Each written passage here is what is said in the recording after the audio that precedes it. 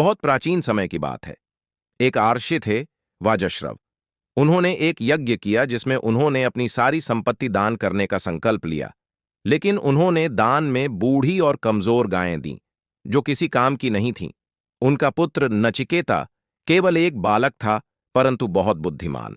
उसने पूछा, पिताजी, आप जो दान दे रहे हैं, क्या वह वास्तव में योग्य है, और मुझे आप किसे दान करेंगे?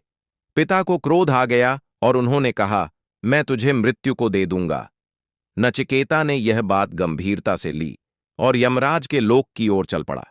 जब वह यमलोक पहुंचा, यमराज घर पर नहीं थे। नचिकेता 3 दिन तक बिना भोजन पानी के द्वार पर बैठा रहा। जब यम लौटे तो उन्होंने उसके धैर्य और तप से प्रसन्न होकर उसे 3 वरदान देने का वचन दिया।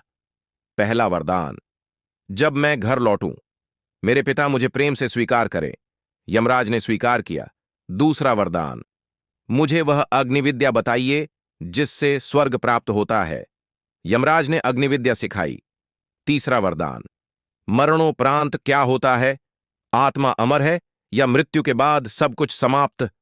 यमराज चौंक गए।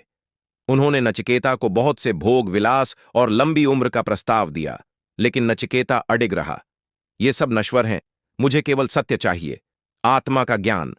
तब यमराज ने कहा, आत्मा न जन्म लेती है न मरती है, यह शाश्वत, अजर, अमर है। जो इसे जान लेता है वह मृत्यु से मुक्त हो जाता है।